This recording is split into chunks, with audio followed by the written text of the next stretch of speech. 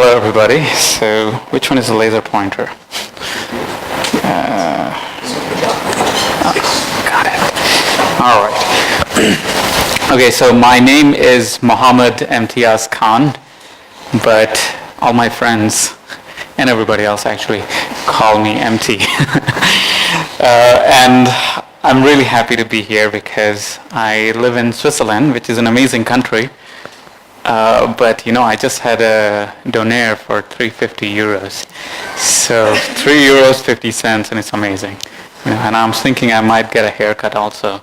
It's pretty expensive in Switzerland, right? Okay, so I was thinking, what should I actually talk about? And Heiko told me last week, and I just decided to come here because I got some funds to come here. And I wasn't sure if variational learning, which is the main area of my research, would be very interesting to all of you. So what I've decided is that I'm just going to go with a big overview at first. And if you think that something is interesting, please ask questions. I have only 12 slides, so we have half an hour, so we could just take it easy. The bartender isn't here, unfortunately. Otherwise, we could have had beers. Okay. So what I'm gonna do is that I'm gonna talk about the Google Summer of Code work that the student Woolen, who sits in Canada in University of Waterloo, he did. So he wrote some code on variational learning for GPs, and this is all done with help of Heiko, who has been actually doing a lot of code stuff, and I've been mentoring at the higher level. So I'm not a programmer. As you can see, I use a Mac. And these are PowerPoint slides, so that's where I stand. Okay, so I'll give you an overview of Gausian process and how variational learning can be used to push the computation at large scale for Gaussian process. And then I'll talk about what has been implemented in Shogun now, and what are my actually plans in my own research and also with Shogun to do variational learning at large scale. Okay. All right. So the next. So let me start by giving you just a big picture about my research, what I've been interested in all these years, and for the last couple of years, I've been looking into building joint density models for data where you have many types of data types, right? So think of a recommendation system, for example. You have users who are rating things, rating items. They sometimes click on something, so you have some binary kind of categorical kind of observation. You have their metadata. You know how old they are, which country they live in, and sometimes they write reviews. So you have some text data, and now you want to learn the correlation between all these data set, and using that you want to learn about the preferences of the user. Right, so then you could later on send them a recommendation, a spam email, asking if you would like to see Transformer, even though it might be terrible, right? So that's one thing that I've been looking at last few years, and what I've been using to do such correlation modeling is our Bayesian models, because I believe that they are principled and robust approach. But my interest has not been only to this. The main thing that I've been looking in the last 2-3 years is algorithms to learn these kind of Bayesian models on these mixed data types, and the algorithms that are not only accurate and scalable, but they're also easy to tune and implement. Okay? So today I'll just talk about one kind of Bayesian model, which is Gaussian processes. And I'll talk about one kind of algorithm, which is variational algorithm. Okay. So let me start by asking how many of you actually sort of understand GPs. Oh, that's much larger number than what I thought. So it's basically like kernel method, I would say, actually. Right, so yeah, it's just Bayesian. It's just making it computationally intractable for some reason, right? So a simple example that I like to think, and maybe that'll help in this context, is let's say that you have 2 bits. You have 2 bits, y1 and y2, let's call them, and they could take values 0 and 1, both of them, and you want to model the correlation between these two. So what you would do is that you would define a continuous a continuous latent variable behind this. So you have two binary variable, you define two continuous latent variable. Now you model the correlation in this latent variable instead of in the bits directly. Okay.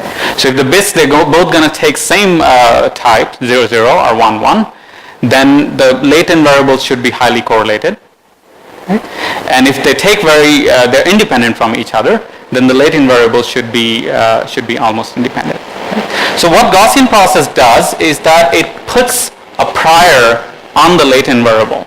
Right? So it basically tries to explain the correlation between these latent variables. So let's say you have features associated with these binary variables now. Right? We call them x. So x1 and x2. So basically you could take a Gaussian process, and it's like a kernel method. It defines the distances between these points, and it says if x1 and x2 they're very close by in with some kernel matrix, then the correlation between them will be quite high. Okay. So in summary, Gaussian processes are used to put priors on latent variables that you could use to model the observation later on. Okay? So this will become a little bit clearer next slide when I show some equations. Okay. All right. So hopefully we understand sort of that GPs are used to model correlation in the data. Okay. For me, why I have been interested in GPs is because I have many applications where you would like to quantify uncertainty. Okay, so let me give you an example of this. Think of a recommendation system, and for example, in Netflix data, there are very few users who have seen a lot of movies. So if you actually look at the data set, there's one user who has rated around 17,000 movies. But there are very few of these people, right, who have a lot of students. Maybe they're graduate students, right, not getting anywhere with their PhD. They're watching Bridget Jones' Diary, right?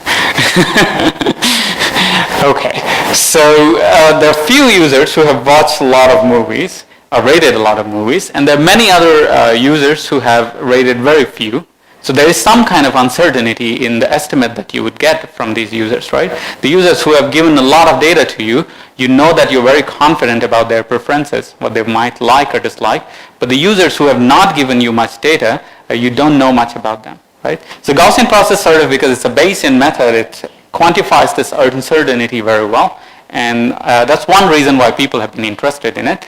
There's some other new stuff going on in machine learning called Bayesian optimization, where people are trying to optimize these black box function where you cannot evaluate their gradients easily, and they're employing Gaussian process to try to see where exactly you should be evaluating the gradient at the next time. Okay. All right, so there are enough reasons why GPs are important. But why large scale? Well, because most of the data set these days is quite large, and especially in recommendation system, it's huge. Okay. But the problems that arises with GPs at large scale, and it's really a huge problem in stopping people to use GPs for large data.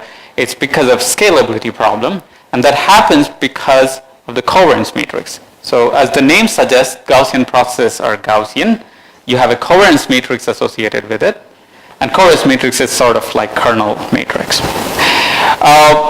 But these covariances sort of give you problem for three reasons.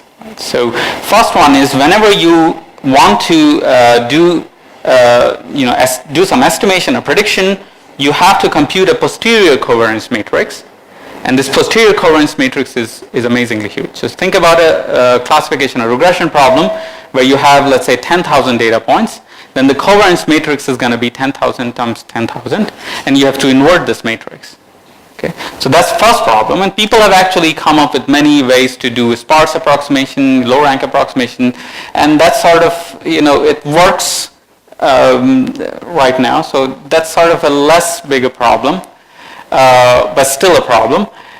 The second problem that comes is that you have to store this matrix sometimes. Right? So if you are doing Gaussian process classification or multi-class classification or any other more complicated problem than just regression, then you have to store these matrices at every iteration. Okay, I won't go into the detail why, but you have to do that, and if you have million data points, then it's just impossible. But you can't do it. Even worse, in these iterative methods, not only that you have to store these things, but because you have a posterior covariance that you want to find, because that gives you the uncertainty over your quantities, right? You have to optimize over that quadratic number of parameter, right? It's a matrix and it's quadratic. So that's even a bigger problem, right? So my research has actually focused on this later part for last 1 or 2 years, and I'll try to tell you what my plans are to what my solutions actually look like that I would like to implement in Shogun. Okay. All right, so I think that the solution, variational method, it looks like a promising solution. Okay, and I'll try to give you a little bit of flavor of why I think it is the case. Okay. All right, so let me first motivate you why you should be doing variational method and why do I think that variational methods offer a good solution for this problem. Let me give you a small example. It's this multi-class Gaussian process. It's on some data set, fairly small. Okay, and I'm comparing variational method against MC. So MC is just samplers. I hope you have heard about it. Okay, so there's a lot of details there, but that's not important. The most important thing is that the left column is obtained by running an MC method. The right column is being obtained by doing a variational method. Okay, and what I would want is that I would want this right side, because it's an approximation. This is, people consider this as ground truth, although it's controversial. But let's say that this is ground truth. We want both columns to look exactly the same. And you would see that, okay, for prediction, this second thing is prediction, it looks almost the same, finds almost the same optimal point. For this guy, there are some regions where it's a little bit difficult to do things, but it's almost catching the same shape. Okay, so how long do you think it took us to compute this? Well, maybe it's difficult for you to think, but it took a person to do this 2 months. That person wasn't a grad student. He was a postdoc. He had a PhD in MC method. Okay, I won't reveal who it is, but you know him. Okay, so when I say 2 months, it's from getting I gave him the data, and it's coding, testing, included everything to get these plots. Well, actually, how it happened is that I created these plots first, and then I gave it to him, and I said, can you get the ground truth for this so that we can show that our method is not that bad? Okay, so he took 2 months. And how long do you think I took to do this? Implementation, everything included. Yes? Okay, 2 hours. Oh.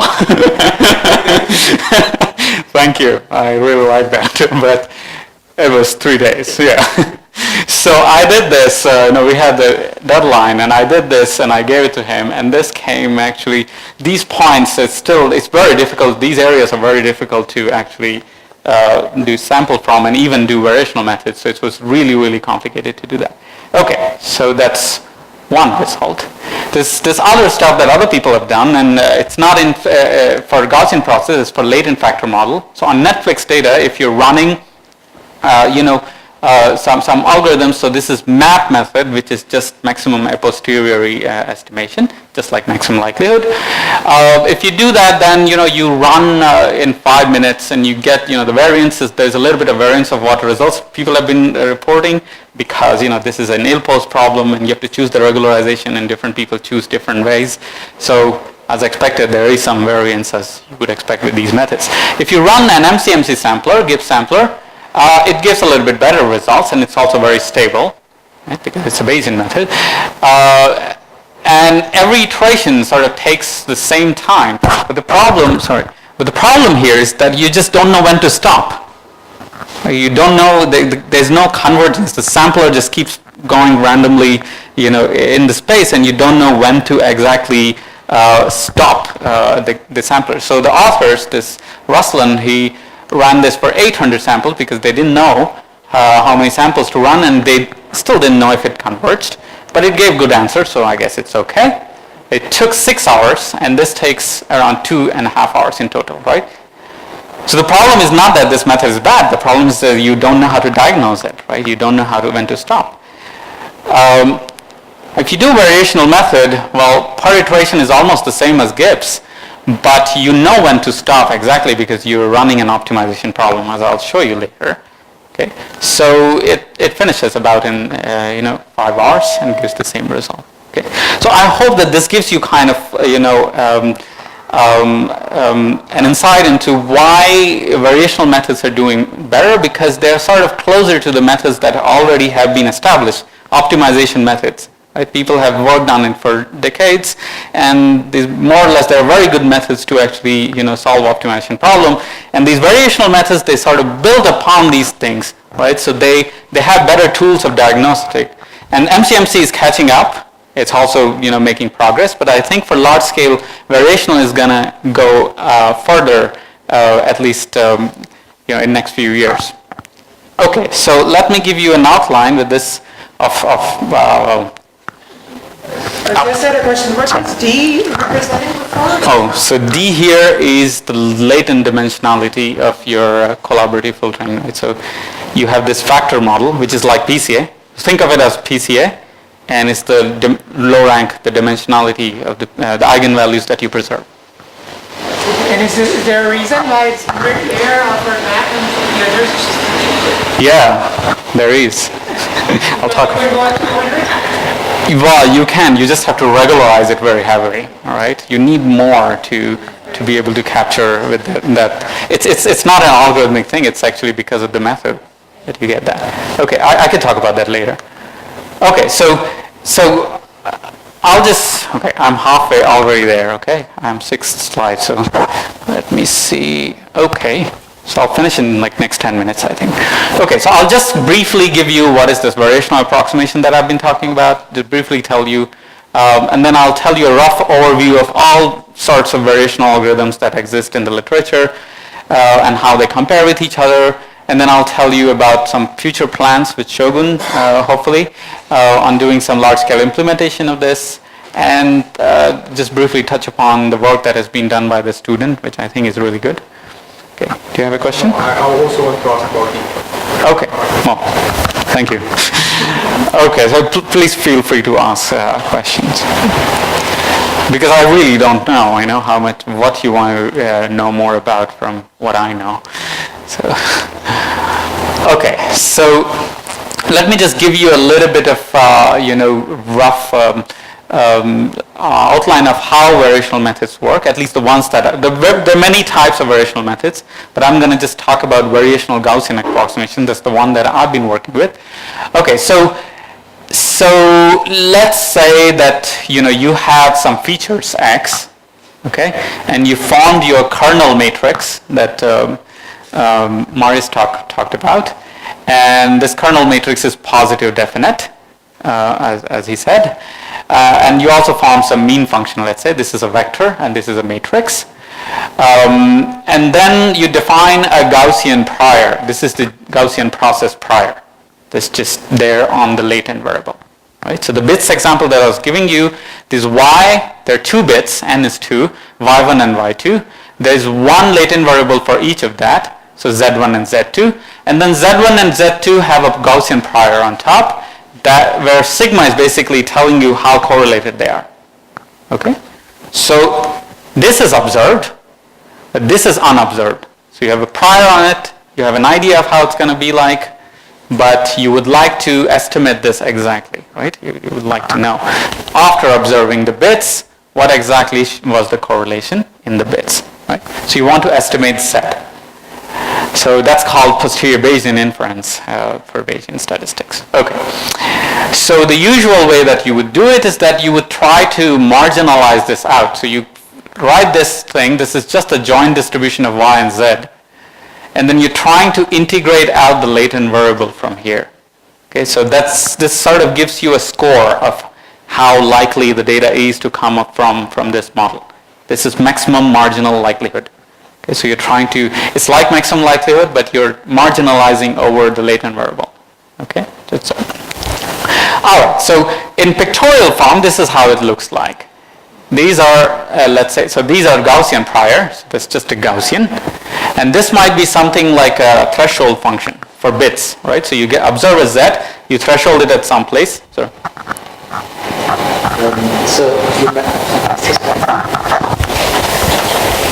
So you just mentioned how to choose the sigma x, right, as the kernel, the data, but you didn't mention how to choose the mean. Oh, so in Gaussian process, it's called mean function and covariance functions. So it's a similar, like you have kernel function. The means are basically just trying to find the bias that you have in the data. Does that? Yeah, I mean, how would I choose in practice that mean function? These are just functions. So just like you have ARD kernel, what do you call that? Radial basis function, right? There's a mean function in a similar way that goes from the feature space to the real value. Right, and I would, try out a couple of functions like linear, quadratic, and... Yeah, basically. Yeah, so I'm not talking about how to choose these kernels right now. Yeah, you're right. That comes afterwards, after you have done this. Yeah, so that's model selection problem. So mu is like the intercept, right? So it's typically 0, right? Yes. So if you have center your data, then it's typically 0. But for classification, I don't know. You could, if you have an insight of the bias into, in recommendation setting, if you know that some items are more popular than others, then you know that their offset would be someplace, right? So if you have an idea, then if you have so this is basically just capturing the prior, right? So if you have some idea of how your estimate might be biased, then you would like to put that information in this prior. Does it make sense? Okay, we could talk about it. I have like 9 minutes to go now, 8. Okay, so this is, it's a little bit harder than what I thought. There's too many things to explain. But the point is that, you want to compute this integral. Let's just say that you want to compute this integral, and if you compute this integral, then you could do everything. You could set the hyperparameters of these guys. You could compute the best value of z. Right? Let's just leave it at that. But you can't compute the integral because you have these, these things and these functions. There is no analytical form to this integral, because if this was Gaussian, then you could have completed the square and you would have got an expression. But when this is not Gaussian, non-Gaussian, then typically there is no closed form solution.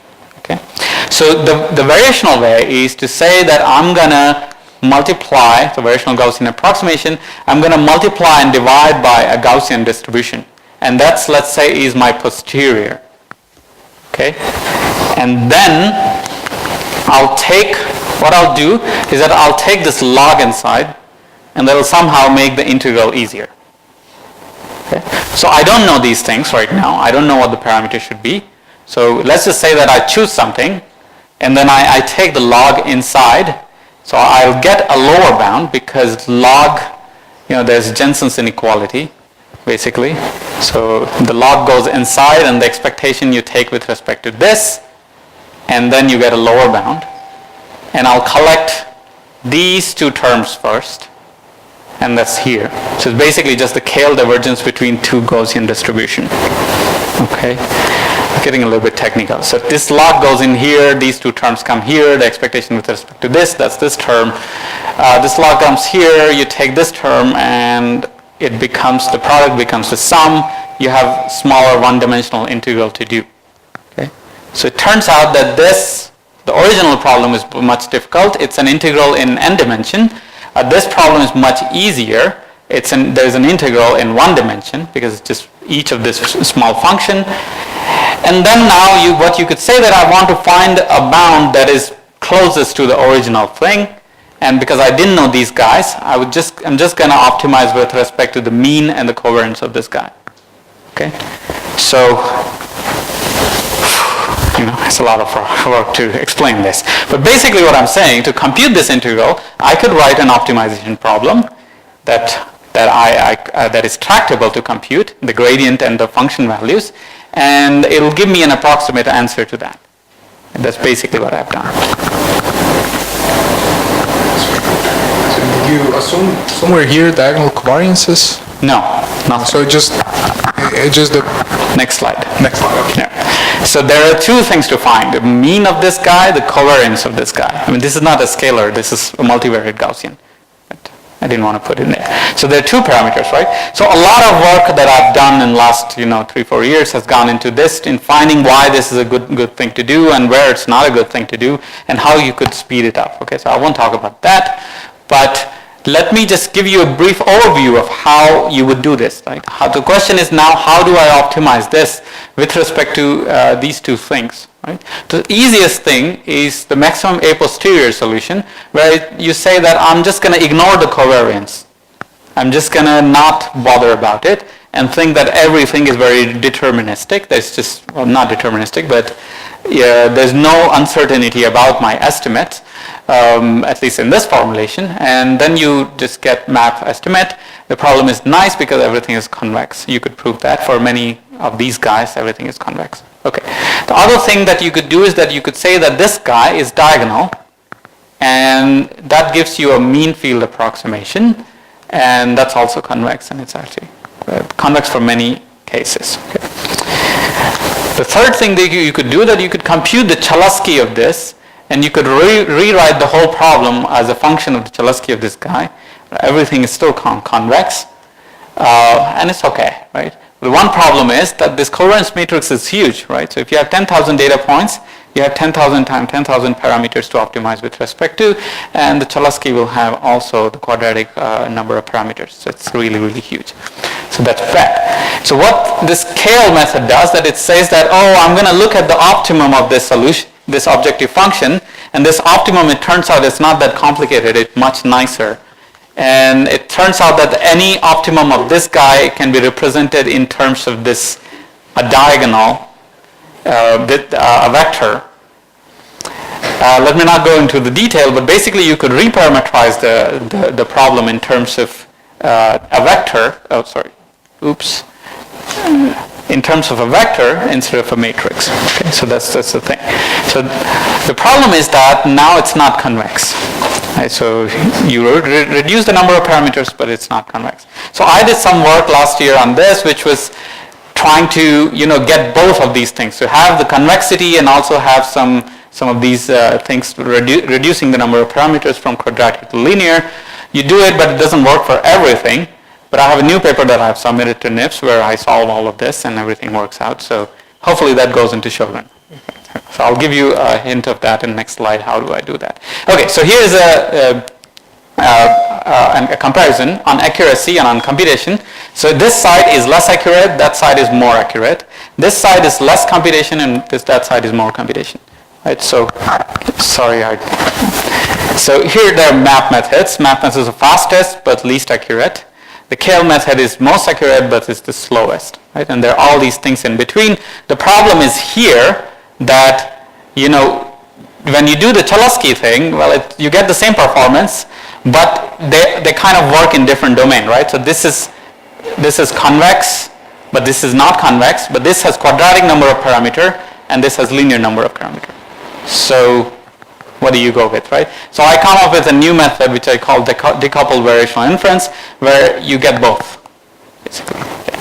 So the trick here is that what I do is I cut it's very similar to SVM dual trick. It's a dual, actually, what I'm writing. So you cut this function here, you say that I'm going to define different variables here and different variables here. So I put some auxiliary variable that sort of relate to the mean and the covariance of the original posterior that I was looking at. Okay, so don't worry about that. Basically just add some constraint to the problem, make the optimization space a little bit bigger, and seems like the problem becomes harder, but now what you put the dual variable for this, you dualize these constraints, and you get a dual problem where you have to solve with respect to these things. And what I show that you could, it's actually non-convex problem, but you could use a sequence of convex program to get to the optimum. The solutions are all, matched, and for many cases it all works out that the convex program gives you a solution of a difficult problem. Okay.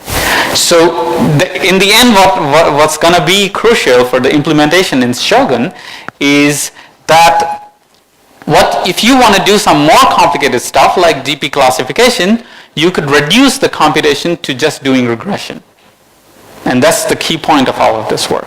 And this is what I want to put in Shogun hopefully next year if everything works out well. Okay. So what you will do in this algorithm is that inside you will have some computation that are going to be linear time in your number of example, and you will plug in your regression code inside. And you basically, if you want to do GP classification, multi-class classification, robust Gaussian process with T distribution, you could do all of that, but you only have to code your GP regression efficiently inside. Okay, so you basically just do one inversion efficiently inside, and everything else is linear time in there. So that's the cool thing. Okay, so here's an overview. What I told you, well, map methods are there, MCMC is there, and less accurate, more accurate. Again, less computation, more computation. There are five kind of criteria that I've written here. How general the method is, how accurate the method is, how fast the method converges, how scalable it is, how easy it is to implement, and the greens are all good. So this side is more green than that side on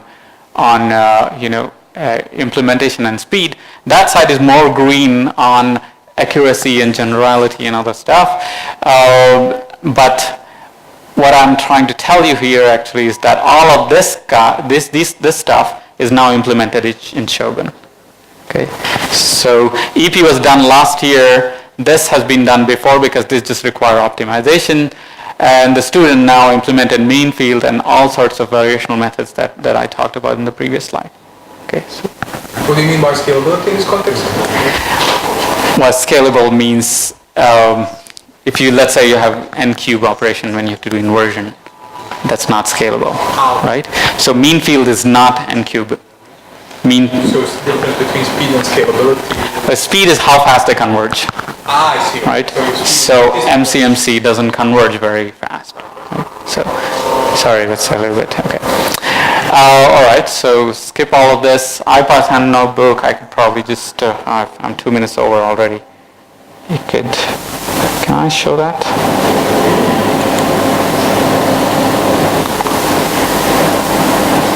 So students has written this. I don't know how to do this. Yeah, so so he's still working on this, but I'm sure we're gonna make it much better than what it looks right now, because I'm gonna put all the pictures that I showed you today. The student's still working on this, so he'll do all that. And so there is some, some introduction and all that. That's not that important. It's kind of cluttery right now, but don't worry about that. And he's gonna put some example. The most important thing is the way that the code is written. Well, you have this learning thing where you plug in what method you want to use. So mean field, map method, all this method that I talk about. You basically just specify here. You specify what kind of data you have. Is it binary? Is it multi-class? Is it just regression? So you specify that there, and you just pass your data, and everything works. Okay, so you could define your kernel here inside. It's all quite modular and simple, and then you learn it in Python style. And so he has all these things for Laplace approximation is implemented, some other methods, and you basically just have to change this first thing inside. Right? So for Laplace you write inference, you write Laplace here. For KL you write this. For mean field you write that. For Cholesky, so he's implemented all these methods, and you could also do hyperparameter learning, all the nice stuff that. Okay, and there's more to come. Will happen. So I think Heiko will tell you more about it later on in the end. It shows the demo. And that's all.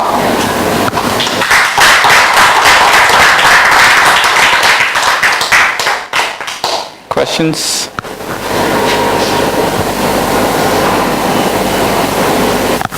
Oh, there's one question. So, what do you think are the biggest challenges for using variational inference in all contexts where MCMC is currently used? Generality is one thing. We really lack in generality. MCMC methods, they've done an amazing job in putting these, samplers where you could write this probabilistic program, right? And then it will just run a GIP sampler. And it's easy to do that because they've been invented like this. Variational methods, they're done locally on every problem, and it's really, really difficult to actually generalize these things. So the methods that I showed you today, the thing that I've been struggling with for the last 2 years is that the objective function is convex, I say, for many things, but then there are many likelihoods for which the objective function is not convex, and people still don't know how to do it.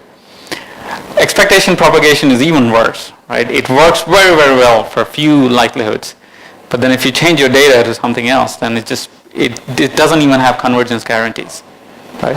So I think generality is one big thing that has been holding variational inference. People have to, every time they come up with new model, they have to always derive it again. There's no general framework yet, but it's changing slowly, right? I think there's some new stuff that's happening now, stochastic variational inference and stuff. I think this next 2 to 3 years, it's going to push it to large scale for sure.